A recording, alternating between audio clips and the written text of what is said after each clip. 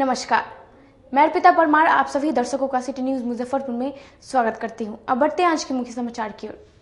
और ये थी आज के मुख्य समाचार। अब खबरें विस्तार से। साहू पोखर के सफाई कार्य के दौरान रहस्यमय नहर निकलने से पूरे इलाके में सनसनी फैली। नहर देखने वाले सैकड़ों लोगों की जुटी भीड़। मिठनपुरा थाना क्षेत्र के राजपुर द्वार के समीप कल देर रात एक हादसे में युवक की हुई मौत गुस्साए लोगों ने कन्हौली चौक पर युवक के शव रखकर पुलिस प्रशासन के खिलाफ किया प्रदर्शन। और बिहार में भाजपा द्वारा चुनावी शंखनाद किए जाने के बाद जिला भाजपा कार्यकर्ता लगातार इस अभियान में जगह जगह कर रहे हैं वर्चुअल रैली की तैयारी। साहू पोखर के सौंदर्यीकरण कार्य करने के दौरान सफाई कर्मी को रहस्यमय नहर मिली जिसे साफ पानी गिर रहा है। इस नहर को देखने के लिए सैकड़ों की संख्या में लगी भीड़। देखिए रिपोर्ट। शहर के धरोहर कहे जाने वाले साहू पोखर का जीर्णोद्धार का कार्य काफी तेजी से चल रहा है। जैसे जैसे पोखर के पानी को बाहर निकाला जा रहा है, इस पोखर का रहस्य लोगों के सामने आ रहा है। रविवार को पोखर के गंदगी को बाहर निकाला जा रहा था, तभी पोखर के नीचे की सीढ़ी के बगल से एक नहर सफाई कर्मी को दिखाई दी, जिसमें से साफ पानी बाहर आ रहा था। इस नहर को देखने के लिए सैकड़ों लोगों की भीड़ जुट गई। वार्ड 21 के पूर्व पार्षद राजकुमार राजू ने बताया कि हमारे पूर्वजों द्वारा बताया गया था कि इस पोखर में एक नहर है जो कि बूढ़ी गंडक नदी से जुड़ा है, इसलिए इस पोखर का पानी कभी भी नहीं सूखता है। नहीं तो पहले हम लोग सुना करते थे कि भाई ये गंडक नदी से बिलोंग करता है। वहाँ जब भी दहाड़ आता था, बाढ़ आता था तो उसका पानी जो है कि इसमें चला आता था और नया सिरे से सफाई होकर के इसमें पानी भर जाता था। लेकिन आज की स्थिति ये है कि वो जो जिससे पानी आता था वो नहर जो है कि अब नाला बन गया है और नाला ही कचरा से पैक हो गया है। जो शहर का पानी ही नहीं निकल पाता है तो इसका पानी कहाँ से निकलेगा, इसलिए ये पानी गंदा बन करके रह जाता है।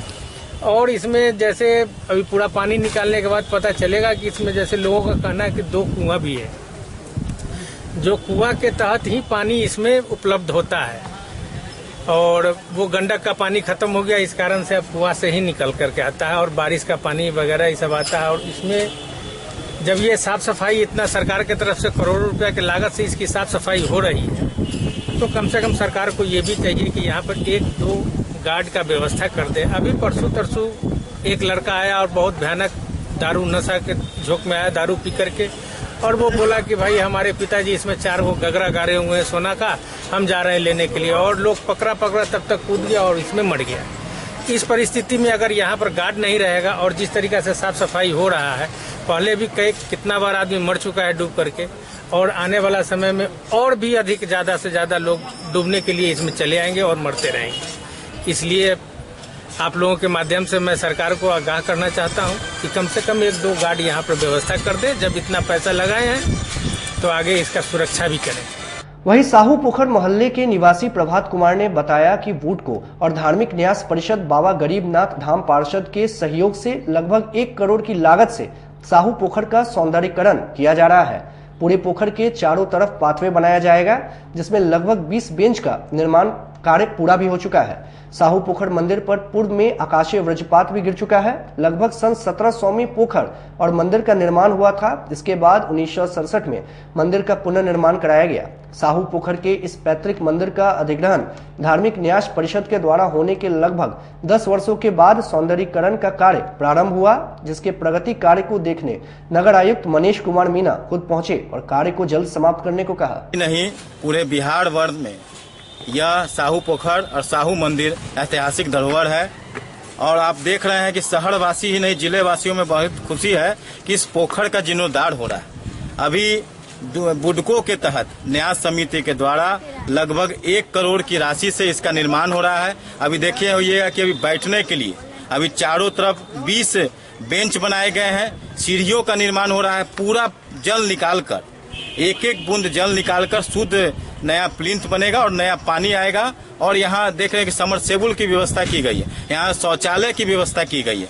यह सब बुडको के द्वारा, न्यास समिति के द्वारा कराया जा रहा है। शहरवासियों में यह बहुत ही हर्ष का विषय है, खुशी है कि यह साहू पोखर का जीर्णोद्धार हो रहा है। 1700 के ईस्वी के आसपास इस पोखर का जीर्णोद्धार हुआ था।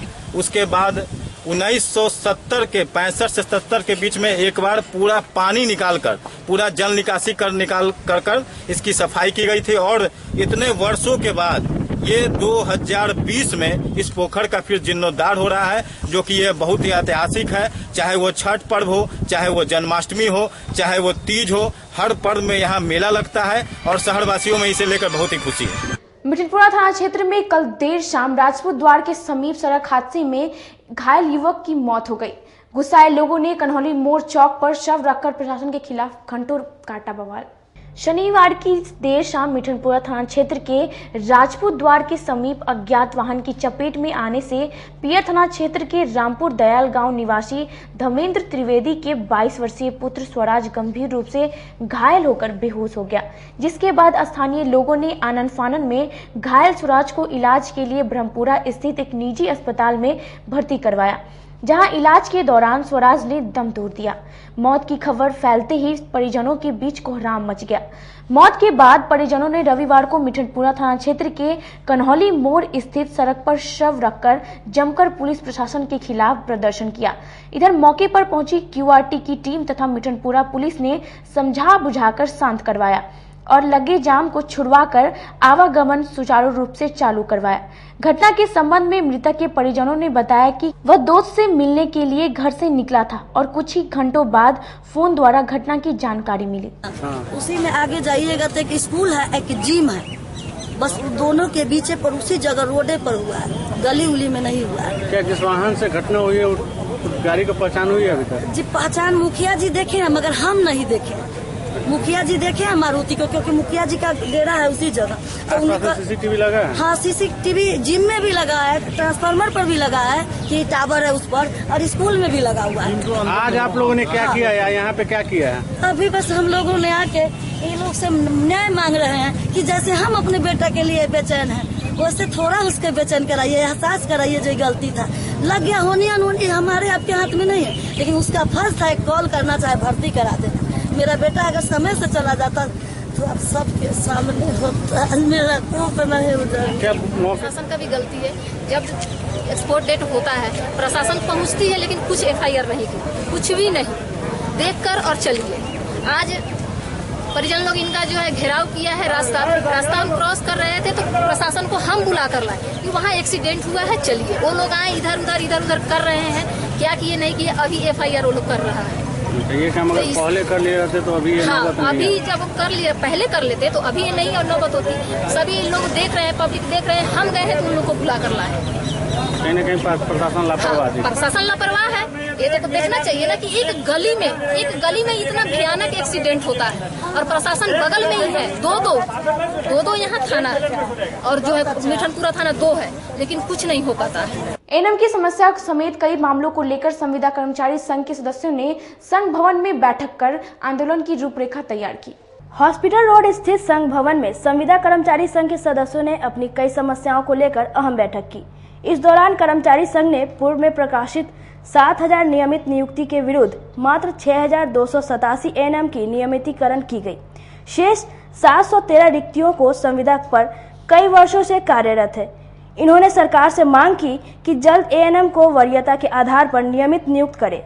संविदा कर्मचारी संघ के सदस्यों ने कहा कि जल्द इस पर सरकार कदम नहीं उठाती है तो हम लोग इस मुद्दे को लेकर आंदोलन करेंगे। निर्णय लिया गया है कि अगले संडे को फिर हम लोग बैठक करेंगे और सरकार के विरुद्ध हम लोग काला बिल्ला लगाकर 3 दिनों तक कार्य करेंगे, कार्य का बहिष्कार करेंगे। और सरकार हम लोग की बात नहीं मानती है तो हम लोग आगे लड़ाई के लिए तैयार हैं। सरकार को हम लोग बताएंगे कि हम लोग का क्यों नहीं हुआ, हम लोग पूछना भी चाहेंगे। हम लोग को आश्वासन दिया गया था कि आप लोग का नियमित होगा और अभी तक हम लोग का नियमित नहीं हुआ है। गरीब जन शक्ति पार्टी के राष्ट्रीय अध्यक्ष ने लॉकडाउन के दौरान हॉस्टल और लॉज में रहने वाले छात्रों का किराया माफ करने की सरकार से मांग की। रविवार को अखाड़ा घाट कुमार मार्केट स्थित गरीब जनशक्ति पार्टी के राष्ट्रीय अध्यक्ष अशोक कुमार झा के द्वारा अपनी पार्टी के संगठन का विस्तार किया गया। इस अवसर पर उन्होंने जिले के मकान मालिकों से अपील की है कि वे अपने किराएदार छात्रों की 3 माह का किराया माफ कर दें, जिससे अन्य जिलों से आकर रहने वाले छात्र छात्राओं को इस कोरोना संक्रमण काल में कुछ राहत मिल सके। उन्होंने बताया कि जिले में अन्य जिलों से आकर लाखों छात्र छात्राएं छात्रावास के अलावे मकानों में किराए में रहकर पढ़ाई करते हैं। लॉकडाउन में वे सभी अपने अपने घरों को चले गए। अब जब वापस आ रहे हैं तो मकान मालिक किराए की मांग कर रहे हैं। छात्रों को बहुत तकलीफ है, छात्र पढ़ाई नहीं कर पा रहे हैं, छात्र आज अपने घर लौट रहे हैं, तो इस देश का भविष्य क्या होगा। तो हम लोग चाह रहे हैं कि सरकार छात्रों को मदद करे, छात्र जो जहां पढ़ रहा है उसके किराए का भुगतान करे, उसके भोजन की व्यवस्था करे। और इस समय छात्रों के जो गार्जियन हैं उनका भी आय कम गया है, तो सरकार अभी प्रवासी मजदूर पर बात करती है, सरकार किसान पर भी बात करती है। जो संभव हुआ है कुछ मदद किया है सरकार ने, बहुत अच्छा तो मदद नहीं रहा। तो क्या विद्यार्थी भूखे रहेंगे? क्या विद्यार्थी जहां पढ़ रहे थे वहां से लौट जाएंगे?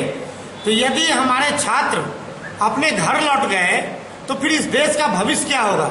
इसलिए बिहार सरकार से और भारत सरकार से हम आग्रह करते हैं कि जहां भी छात्र हैं उन सबों का किसी न किसी कॉलेज में नामांकन है, किसी इंस्टीट्यूट में नामांकन है, जिसका रिकॉर्ड सरकार के पास है, उनके किराए का, उनके भोजन का और उनका जो फीस है उसका प्रबंध सरकार अपने स्तर से करे। दूसरा, इसके अलावे भी हम लोग आज के प्रेस कॉन्फ्रेंस में ये दे रहे हैं कि जो भी क्वारंटाइन सेंटर था उसको फिर से सरकार चालू करे। बीमारी तेजी से बढ़ रहा है, हम जीवित रहेंगे तो हमारा तरक्की होगा। तो सरकार ये पहल नहीं करे कि ये बीमारी फैल जाए और हमारे देश का पॉपुलेशन इस कारण कम जाए। विशेष रूप से आप देख ही रहे हैं कि क्वारंटाइन सेंटर में सरकार के द्वारा जो भी घपला किया गया सब चलेगा, करता ही है। कोई सरकार में है तो हम लोग देखते आ रहे हैं, हम लोग समझिए आदी हो गए हैं इन घोटालों का। लेकिन मदद तो करे। ठीक है, सरकार कमाती है, सरकार के पदाधिकारी कमाते हैं। अभी अमित शाह जी का हम प्रोग्राम सुने थे कि 1100 रुपया का सामान और 1000 रुपया नगद क्वारंटाइन सेंटर पर दिया गया है। हम इसके विषय में बहुत जानकारी नहीं रखे हैं क्या दिया गया है, लेकिन लोगों से बात किए तो मालूम हुआ कि ऐसा कुछ हुआ नहीं है। लोग को रजिस्ट्रेशन किया गया, अधिकांश लोगों का उनका भी नाम दर्ज किया गया है। तो ये जो कोरोना महाघोटाला है वो बाद में हम सरकार से लड़ेंगे। फिलहाल विद्यार्थी के लिए हम लड़ेंगे कि हमारा जो विद्यार्थी है वो पढ़े और वो लौटे नहीं पढ़ाई से। प्रधानमंत्री के पत्र का वितरण भाजपा नेत्री ममता रानी के कलमबाग चौक स्थित मोहल्ले के लोगों के बीच किया। रविवार को आरबीबीएम की प्राचार्य सह भाजपा नेत्री ममता रानी द्वारा कलमबाग चौक से चंद्रलोक चौक तक जनसंपर्क अभियान चलाया गया। भाजपा कार्यकर्ताओं के साथ उन्होंने घर घर जाकर देश के नाम प्रधानमंत्री के पत्र को पढ़कर सुनाया एवं पत्र का वितरण भी किया। उन्होंने बताया कि जनता के दिलों पर राज करने वाला राजनेता एकमात्र नरेंद्र मोदी ही है, जिन्होंने पत्र के माध्यम से अपनी जनता से जो संवाद किया है उसे हम भाजपा कार्यकर्ता घर घर तक पहुंचाने का कार्य कर रहे हैं। भारतीय जनता पार्टी का एक कार्यक्रम निश्चित हुआ है जिसके तहत उस पार्टी को जन जन तक पहुंचाना है, घरों तक पहुंचाना है कि लोग जान सकें कि हमारे प्रधानमंत्री जी ने क्या क्या किया है हम लोगों के लिए।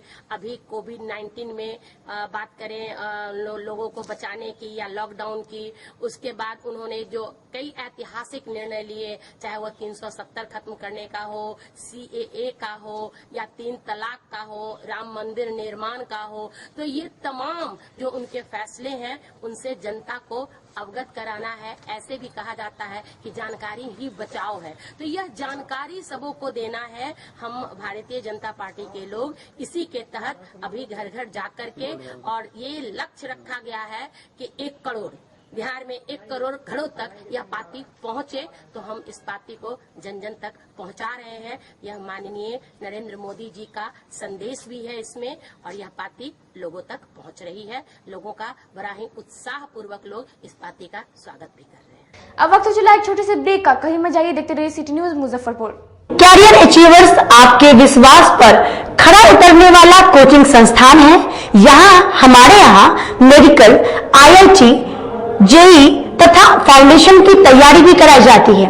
इसके अलावे exclusive batch JEE mains, advance की भी क्लासेस चलाई जाते हैं। छात्र छात्राओं को 100% स्कॉलरशिप की भी व्यवस्था है। यहाँ से कितने छात्र छात्राएं सफलता की सीढ़ी चढ़ चुके हैं। Classes taken by top mentors, तो हमारे यहाँ अवश्य पधारें। तो हमारा पता याद रखें, हमारा पता है career achievers Mithanpura near north point school और हमारा कॉन्टेक्ट नंबर है 8002479735 या फिर आप हमें कांटेक्ट कर सकते हैं 8877430251 पर। सबसे बड़ी बात तो ये है कि हम चाहते हैं कि हमारे इस मिशन में हमारे बच्चे गंगा पार करके उस पार नहीं जा पाए। यही नहीं, मिशन तो तब सक्सेसफुल होगा जब गंगा पार के बच्चे यहाँ एडमिशन लेने के लिए मार करेंगे। इसी आशा के साथ इंस्टीट्यूट तो हम लोग चला रहे हैं, अपने बच्चों को खुश करने की कोशिश कर रहे हैं। बच्चों को मैंने यही कहा है, तुम अपना समय दो, मैं तुम्हें आसमान की बुलंदियों पर पहुंचा दूंगा। मुजफ्फरपुर की शान और अपने कलाकृतियों से बॉलीवुड के स्टारों में अपनी पहचान बना चुका बाबा की दुकान लहठी भंडार पिछले 50 वर्षों से आपके पसंद का ख्याल रखती है। यहाँ से लाह की बहुरानी सेट बॉलीवुड की स्टार ऐश्वर्या राय ने अपनी शादी में पहनी थी। यहाँ से राजनीतिक गलियारों के नामचीन चेहरों की दुल्हन भी सजी थी। हमारे यहाँ शादी सेट, बहुरानी सेट, जयमाला सेट, लाह के फैंसी आइटम कुशल कारीगरों द्वारा निर्मित कराई जाती है। इसके अलावा चूड़ा सेट, कंप्यूटर चूड़ा, कुंदन चूड़ा, वाटरप्रूफ चूड़ा, सुंदरी 3 बुंदिया, बंग बंगरी, हिंगलू, पात चूड़ा, जंगली चूड़ा का भी निर्माण अपने कारीगरों द्वारा कराती है। यही नहीं, लाह से बनी कान का टॉप्स, रिंग, नथ, गला का हार, मांग टीका, पेन स्टैंड, हाथी, बिछिया, ग्लास, करा भी बनाती है। तो एक बार हमारे यहाँ अवश्य पधारे। बाबा की दुकान लहठी भंडार, इस्लामपुर, मुजफ्फरपुर। हमारा कांटेक्ट नंबर है 9308620444। 40-50 साल से जो हमारी दुकान है, ये बाबा की दुकान लहठी भंडार, समझे ना, पुश्तैनी हम लोग का काम ही है। और हमारे यहाँ जो है जितने भी है, जैसे कि ऐश्वर्या राय के यहाँ लहठी गया, हमारा सचिन के यहाँ गया है, और आपके जो है तेज प्रताप सिंह, अभी लालू प्रसाद के लड़के की शादी हुई है, उसमें भी लहठी भेजा गया था। और हमारे यहाँ जो है ना बहुरानी सेट है, जैसे कि है कुंदन सेट है, और जैसे कि हम लोग जो डिज़ाइन जो है सेलेक्ट करते हैं जो लगन के ऊपर जो है, जैसे कि कस्टमर का चॉइस देखते हैं हम लोग हैं, उसी टाइप से हम लोग जो है माल तैयार करते हैं।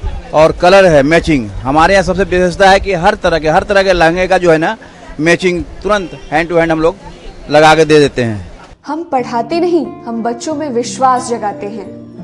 Christ Jyoti international school, based on CBSE curriculum with coeducation. इस स्कूल में प्रत्येक विषयों के लिए अनुभवी शिक्षकों का समूह है। विद्यार्थियों को अलग से ट्यूशन पढ़ने की आवश्यकता बिल्कुल नहीं है। बच्चों को प्रत्येक विषयों के लिए अलग से अतिरिक्त कक्षाएं दी जाती हैं। साइंस और कंप्यूटर लैब की व्यवस्था के साथ उत्तम खेल कूद के लिए बड़ा सा कैंपस भी है। नर्सरी के बच्चों को खेल कूद की विधि से पढ़ाई जाती है। केंद्रीय माध्यमिक शिक्षा बोर्ड पर आधारित पाठ्यक्रम से कक्षा प्ले हाउस व नर्सरी से अष्टम वर्ग तक ये नामांकन प्रारंभ है। तो नामांकन के लिए तुरंत संपर्क करें। हमारा पता है Christ Jyoti international school, Dharmodaya स्थली, माधोपुर सुस्ता, मुजफ्फरपुर। ज्वाइन किया क्राइस्ट ज्योति स्कूल को, और यहाँ की व्यवस्था, यहाँ के पेरेंट्स सारे लोग पूरी तरह से बच्चों की पढ़ाई के प्रति जो केयरलेस थे, मैंने उन्हें जागरूक करने की कोशिश किया। और उस व्यवस्था को बदलने के लिए मैं हर संभव प्रयास करती हूँ। जहाँ तक हो पाएगा मैं इसे आगे बढ़ाऊंगी। इसे आगे बढ़ाना ही मेरा कर्तव्य है। ब्रेक के बाद आप सभी दर्शकों का सिटी न्यूज मुजफ्फरपुर में स्वागत है। अब बढ़ते हैं अगली खबरों की ओर। 17 जून को प्रस्तावित वर्चुअल रैली की तैयारियों को लेकर बोचहां विधायक बेबी कुमारी के आवास पर समीक्षा बैठक की गई।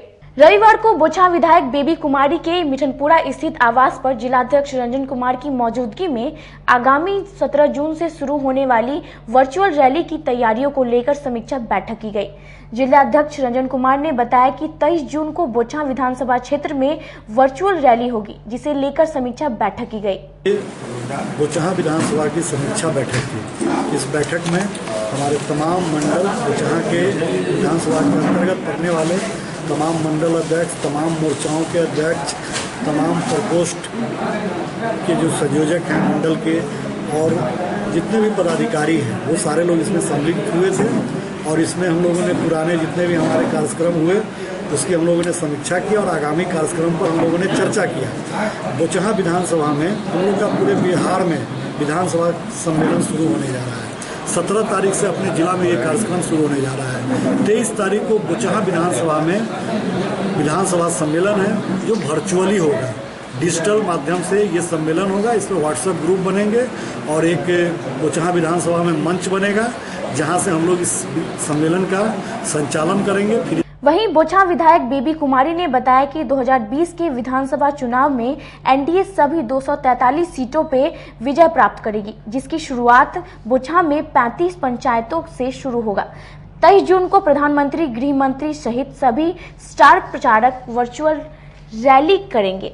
आगामी चुनाव में नीतीश कुमार को मुख्यमंत्री बनाने में भाजपा कार्यकर्ता अपना पूरा दमखम लगा देंगे। पार्टी विकास पर काम करती है, विकास पर वोट मिलती है तो 243 विधानसभा में आदरणीय डॉक्टर संजय जायसवाल जी के नेतृत्व में और एनडीए के आदरणीय नीतीश कुमार जी के नेतृत्व में, सुशील कुमार मोदी जी के नेतृत्व में 243 सीट पर एनडीए के खाता में जाएगी।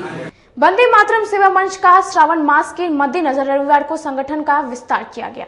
रविवार को अखाड़ा घाट रोड स्थित सीताराम भवन में वंदे मातरम सेवा मंच का श्रावण मास में बाबा गरीबनाथ धाम मंदिर में आने वाले कांवड़ियों की सेवा को लेकर संगठन का विस्तार किया गया। मंच के संरक्षक मुन्ना सिंह यादव ने बताया कि वंदे मातरम सेवा मंच के कार्यकारिणी में 6 उपाध्यक्ष, 2 प्रधान महासचिव, 5 महासचिव, 6 सचिव, 2 प्रवक्ता और 2 मीडिया प्रभारी की नियुक्ति की गई है, जो मंच के सेवा कार्यों और कांवड़िया सेवा समिति में अपना योगदान देंगे। वंदे मातरम सेवा मंच के कमेटी के विस्तार हेतु वंदे मातरम सेवा मंच के सम्मानित सदस्यों को इस सभागार में बुलाया गया था और वंदे मातरम सेवा मंच के पदाधिकारियों का विस्तार निम्न प्रकार हुआ है। 6 उपाध्यक्ष बनाए गए हैं, 5 महासचिव बनाए गए हैं, 2 प्रधान महासचिव बनाए गए हैं और 6 सचिव बनाए गए हैं, 2 प्रवक्ता बनाए गए हैं, 2 मीडिया प्रभारी बनाए गए हैं। इस कार्यक्रम का उद्देश्य यही है कि पूरे भारत से बाबा की नगरी, बाबा गरीबनाथ की धरती पर कांवड़ियों की लाखों की जाथा जल लेकर के जलार्पण करने मुजफ्फरपुर की धरती पर आते हैं। उनका बृहद पैमाने पर वंदे मातरम सेवा मंच सेवा कैसे करे, इसके हेतु भी बैठक हुई है और इस बैठक में ये संकल्प लिया गया है कि मुजफ्फरपुर में कोई भूखा न सोए, कोई अभाव में ये न कहे कि भाई मेरे पास अभाव है, अभाव के कारण हम शिक्षा प्राप्त न कर सकेंगे। 2019 बैच के डीएलएड पास परीक्षार्थियों ने सीटेट में फॉर्म नहीं भरने दिए जाने के विरोध में 1 दिवसीय धरना दिया। समहरणालय में प्राथमिक नियोजित शिक्षक के सदस्यों ने सीटीईटी परीक्षा सम्मिलित नहीं किए जाने को लेकर सरकार के खिलाफ 1 दिवसीय धरना दिया। नियोजित शिक्षकों का आरोप है कि सरकार द्वारा जानबूझकर 2019 बैच के छात्रों को अलग रखा गया है। नियोजित शिक्षकों ने कहा कि सरकार से हम लोगों ने दिसंबर में होने वाले नियोजन में 2019 बैच के छात्रों को सम्मिलित करे, नहीं तो लगातार हम लोगों का यह आंदोलन जारी रहेगा। बाहरी राज्यों को मौका, अपनों को धोखा नहीं चलेगी। बाहरी राज्यों को मौका। पिछले कितने महीनों से हम लोग लगातार जा रहे हैं, शिक्षा मंत्री से वार्ता चल रही है, सीएम साहब के आवास पे गए, बच्चों के साथ लाठीचार्ज किया गया, वहाँ उनसे नहीं मिलने दिया गया, लेकिन अजीत सर आश्वासन दिए हैं कि आगे आप लोग के बारे में कुछ सोच रहे हैं। और आप लोग जिलाधिकारी से मिले? जिलाधिकारी के पास भी लेटर जा चुकी है सर। हम लोग ज्ञापन सौंपे, आप लोग को रिसीविंग मिला? रिसीविंग की बात तो नहीं बता सकते हैं, लेकिन कुछ लोग वहाँ पे ज्ञापन सौंप चुके हैं। अच्छा, और क्या क्या मांग है आप लोगों का? जी सब प्राथमिक छठे चरण का जो प्राथमिक शिक्षा बहाली है उसमें हम लोग अपनी मांग रखना चाहते हैं और दिसंबर सीटेट में मौका चाहते हैं। और क्योंकि बहाली का रूल होता है कि लास्ट आवेदन की अंतिम तिथि तक जो अर्हता प्राप्त है उसमें आवेदन कर सकते हैं, इसीलिए हम लोग अपनी मांगों को रख रहे हैं। और अभी आप लोग नारा लगा रहे थे कि बाहरी लोगों को शिक्षा। जी, डोमिसाइल नीति अपने राज्य में लागू नहीं है। यहाँ 15 से 20 हजार स्टूडेंट्स जो हैं यहाँ अप्लाई कर चुके हैं और अच्छा लगेगा कि दूसरे राज्य के स्टूडेंट अपने यहाँ नौकरी ले रहे हैं और हम लोग बेरोजगार रहेंगे। इस पर भी सरकार को सोचनी चाहिए। रविवार को जनता दल सेक्युलर पार्टी के सदस्यों ने अहम बैठक की। इसके बाद जिलाध्यक्ष ने विधिवत अपनी पार्टी की विस्तार की घोषणा की। रविवार को मारीपुर रामराजी रोड स्थित एक निजी आवास में जनता दल सेकुलर के जिला अध्यक्ष नंदकिशोर निराला द्वारा संगठन का विस्तार 2020 के संभावित विधानसभा चुनाव को लेकर किया गया। उन्होंने बताया कि लगभग 10 प्रखंडों में अध्यक्ष नियुक्त किए गए हैं, जो जल्द ही प्रखंड कार्यकारिणी का गठन करेंगे। साथ ही पार्टी में 4 उपाध्यक्ष, 1 प्रधान महासचिव, 2 महासचिव, 6 सचिव, 1 कोषाध्यक्ष और मीडिया प्रभारी को नियुक्त करते हुए मनोनीत पत्र दिया गया। साथ ही उन्होंने आशा व्यक्त की है कि सभी पदाधिकारी के सहयोग से जिला संगठन जन समस्याओं को लेकर पार्टी को आगे बढ़ाने का कार्य करेगी। अभी तक प्रदेश के निर्देशानुसार 11 विधानसभा में हमको तैयारी करनी है। उसी योजना के तहत संगठन का विस्तार, साथ में सभी विधानसभाओं में प्रत्याशियों का चयन और उसके अनुसार संगठन का विस्तार किया जा रहा है। कुल कितने कमेटी में आज लोगों को जोड़ा गया, सदस्यों को? आज 21 सदस्यीय कमेटी घोषणा किए और 11 प्रखंड अध्यक्षों का घोषणा मैंने किया। आज के लिए बस इतना ही। कल फिर हाजिर होंगे कुछ नई खबरों के साथ। तब तक के लिए मुझे और मेरी पूरी न्यूज टीम को दीजिए इजाजत। नमस्कार।